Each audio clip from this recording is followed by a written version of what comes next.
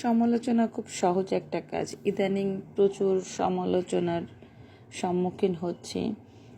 মানে এটাকে এক প্রকার বুলিং বলা যায়, যে প্রচুর পরিমাণ বাজে কমেন্ট আসে। তো আসলে বাজে কমেন্টগুলা আমি মোটেও আশা করি না। আপনাদের বোঝা উচিত, কাউকে নেতিবাচক কমেন্ট করতে গেলে তার ফ্যামিলি ব্যাকগ্রাউন্ড বা তাকে কাছ থেকে চেনা উচিত। ছোটোখাটো ভিডিও দেখে বা তার কাউকে পছন্দ দেখে তাকে যে বাজে কমেন্ট করবেন, এটা কোনোভাবে উচিত না। আর আমি অনেক আগে থেকেই রিকশাওয়ালাদেরকে রান্না করে খাওয়াতে পছন্দ করি, তার কারণ আমার কাছে মনে হয় যে আমার খাবারে দু একজনের রিজিক যদি আমি ঢুকাইতে পারি, আল্লাহ যদি এই ব্যবস্থাটা আমাকে করে দেয়, এটা ক্ষতি কি? আলহামদুলিল্লাহ, এই কাজটা করতে আমার ভীষণ ভালো লাগে। আমি বিগত 7 বছর প্রত্যেক মাসের 1 তারিখ বা 30 তারিখ এরকম করে আমি আমার বাসার নিচে রিকশাওয়ালাদেরকে খাওয়াইতাম। কখনো বা রান্না করে বক্স করে রাস্তায় যেয়ে দিয়ে আসতাম। আমার বাচ্চারা দেয়। করোনার মধ্যে প্রচুর আমরা করেছি। বিল্ডিংয়ের আমার অন্যান্য ইপুর অফিস কলিগদের নিয়ে, আত্মীয় স্বজনের কাছ থেকে অনেক ক্ষেত্রে সময় টাকা নিয়ে এটা করেছি। এটা করতে আমার ভীষণ ভালো লাগে।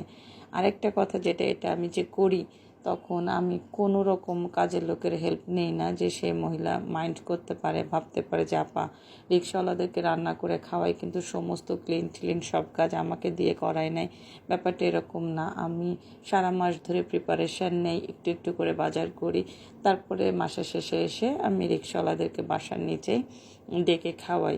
কিন্তু এই আগস্টের পরে যেটা হলো, এখন আমি রিকশাওয়ালাদেরকে যখন খাওয়ানোর জন্য প্রিপারেশান নিচ্ছিলাম বা কাজগুলো করতেছিলাম, ফেসবুকে আপডেট দেওয়ার পরে অনেক এরা আসলেই ভালো মানুষ না, এদের পারিবারিক শিক্ষা নাই। অনেকগুলো মানুষ এসে কমেন্ট করলো যে আপনি ছাত্রলীগের পোলাপান রিকশাওয়ালা হয়ে ফিরে আসছে, এদেরকে রান্না করে খাওয়াচ্ছেন কিনা, বা এরকম। কেন রে ভাই, এই কাজগুলো করতে তো কষ্ট হয়, তাই না? আর যদি রিকশাওয়ালাদেরকে আমি খাওয়াই, তারা যদি ছাত্রলীগের বেশে রিকশাওয়ালা হয়ে আসে, এটা তো দেখা আমার দায়িত্ব না। আমি যদি রাস্তায় কোনো ফকিরকে ভিক্ষা দিই, সে ফকির যদি কথার কথা নিজের সুস্থ বাচ্চাকে অসুস্থ বানায়, আমার কাছ থেকে 10 টাকা 5 টাকা ভিক্ষা নেয়, যখন আমি হাজার হাজার টাকা, লক্ষ টাকা কারোর লাইফ সেট করার জন্য অনুদান দিব, তখন আমি যাচাই বাছাই করে দিব। সামান্য 5 টাকা দেওয়ার জন্য, 10 টাকা দেওয়ার জন্য আমার এত যাচাই বাছাইয়ের দরকার নাই। কে ছাত্রলীগ, কে রিকশাওয়ালা।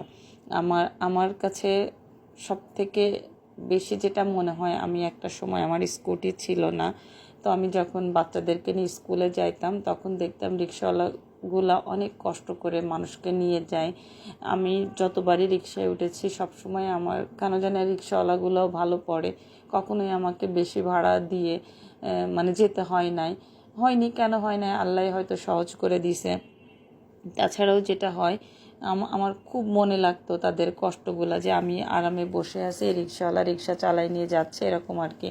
তারপর রিকশাওয়ালারা যখন খাবার খায়, অনেক ক্ষেত্রে আমি যখন বাইরে যাই তখন আশপাশ প্রচুর ফলো করি, তো সেক্ষেত্রে দেখি যে তারা চার দোকানে বসে একটা চা খাচ্ছে, না হয় একটা সিগারেট খাচ্ছে, একটা পাউরুটি খাচ্ছে। আমার কাছে মনে হয় এই ব্যক্তিগুলা মনে হয় শান্তি মতো ভালো করে খেতেও পারে না। তো আমি যতবারই রিকশাওয়ালাদের এই যে এত বছর ধরে খাওয়াচ্ছি, বিশ্বাস করেন সবাই এত তৃপ্তি সহকারে খায়, কি পরিমাণ যে প্রশংসা করে।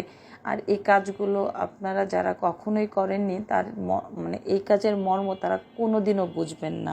তো সবাইকে বলবো যে নিজেরা ভালো কাজের সাথে ইনভলভ হন। যদি কেউ এরকম ভালো কাজ করে, তাকে বাজে কমেন্ট করে হেনস্থা না করাটাই ভালো। ধন্যবাদ।